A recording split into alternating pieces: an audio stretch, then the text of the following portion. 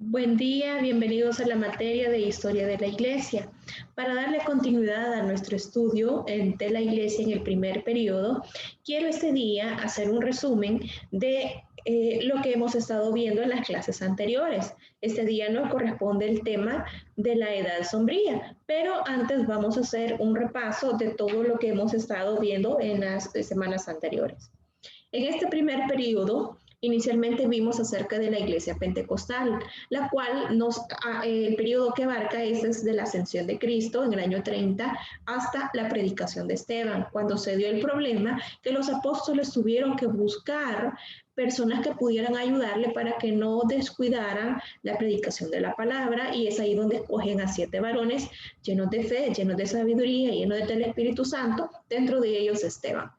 Luego tenemos la expansión de la iglesia, este fragmento en el cual vimos desde la predicación de Esteban, su martirio, hasta el concilio de Jerusalén, donde se dieron algunas discrepancias por personas que tuvieron prácticas judaizantes y se dieron diferencia de opinión, hasta que se celebró el concilio de Jerusalén en el año 50 después de Cristo.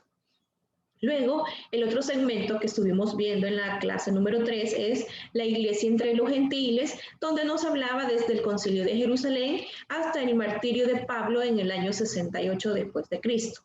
Este día nos corresponde ver acerca de la edad sombría, la edad de tinieblas, la edad de oscuridad, en la cual nos habla desde el martirio de Pablo, desde el año 68, hasta la muerte de Juan el Bautista en el año aproximadamente 100 después de Cristo.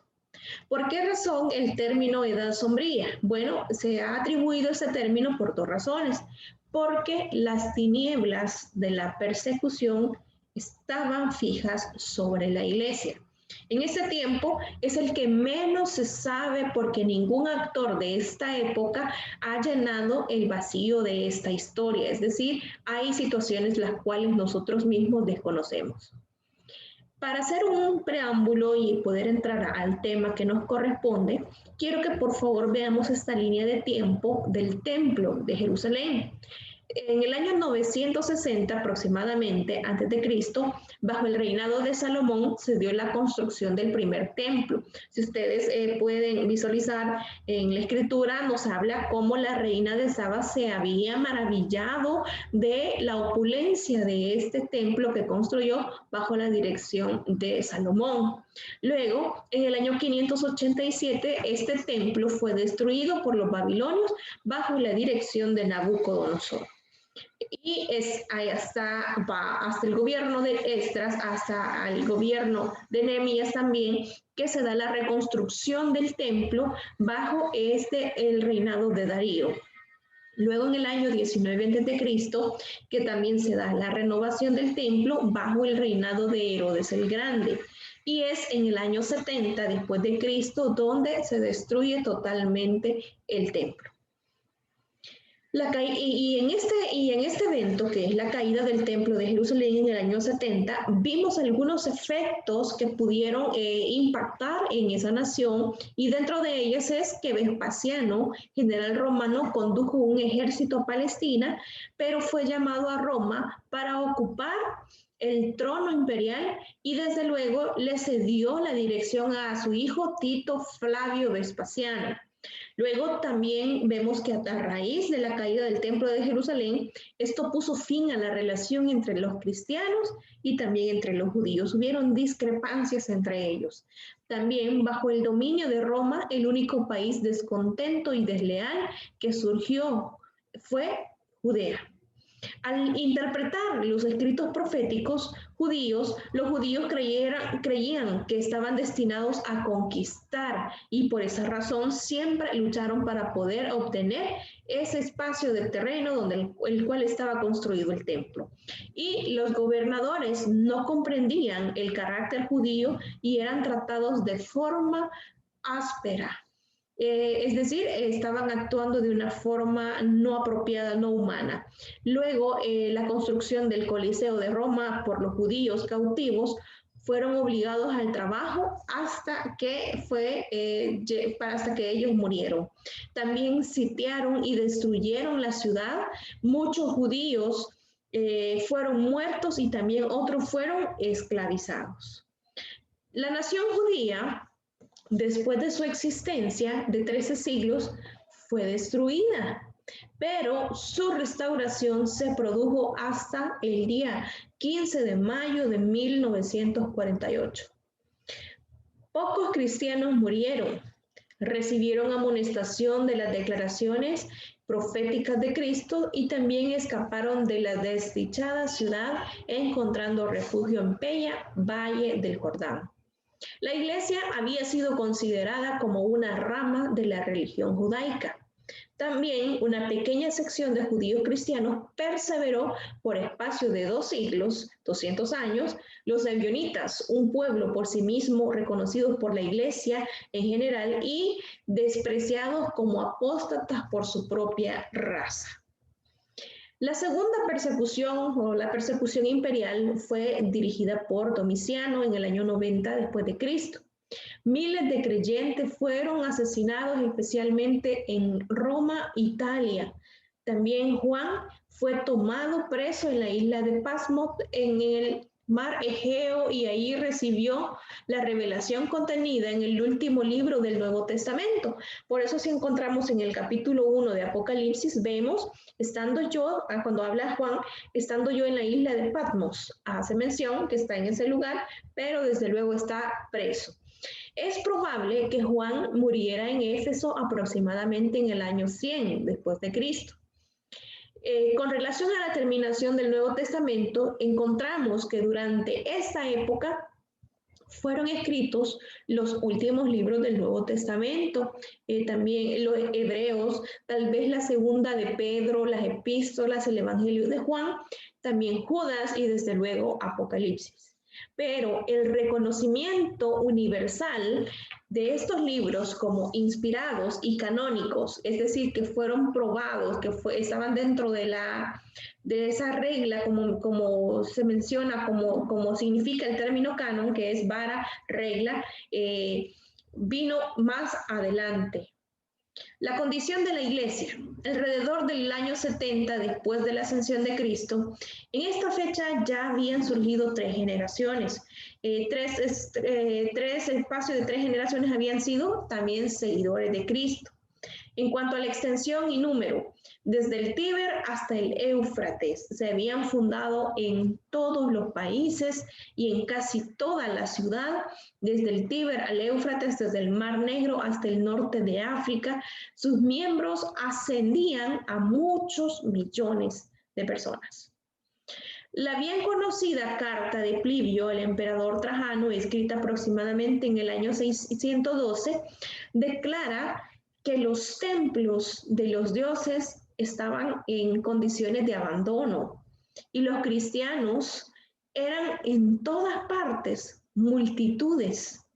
Los miembros eran de todas las clases sociales y algo muy particular que creo que no hubiera tenido efecto lo que dice Santiago, que cuando una persona con anillo, bien vestida, le podemos dar como privilegio los asientos de adelante, pero si llega una persona andrajosa, le vamos a dar posiciones en la parte de atrás. Desde luego que esta iglesia no tenía necesidad de esa comparación que hace Santiago. Al contrario, dice que los miembros eran de todas las clases sociales. Pero en la iglesia hace particular énfasis, el esclavo era tratado igual que en el noble. Un esclavo podía ser obispo, podía ocupar posiciones de liderazgo dentro de la iglesia, mientras que su amo, que esa persona podía también ser un miembro regular. ¿Cómo era el sistema doctrinal en este tiempo? Bueno, Romanos fue aceptada como regla de fe, donde surgieron también herejías. Al final de este siglo, primero las doctrinas expuestas por el apóstol Pablo en la epístola a los romanos fueron aceptadas por toda la iglesia como reglas de fe. Las enseñanzas que se dieron en ese tiempo de Pedro y Juan en sus epístolas están demostrando un completo acuerdo con los conceptos de Pablo, es decir, que había unidad en cuanto a su enseñanza.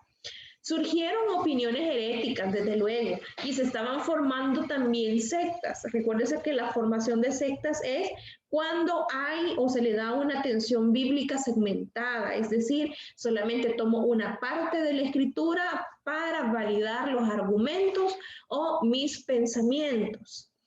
También estaban esa formación de sectas que habían sido descubiertas por los apóstoles, pero su completo desarrollo quizás fue surgiendo más adelante. ¿Qué instituciones se dieron en ese tiempo? Instituciones en cuanto a mandamientos. Recuérdense que a veces utilizamos un término mal y decimos el bautizo es un mandamiento de obediencia, pero no existen mandamientos de desobediencia. Por lo tanto, un mandamiento es un mandamiento. No se tiene que especificar si es de obediencia.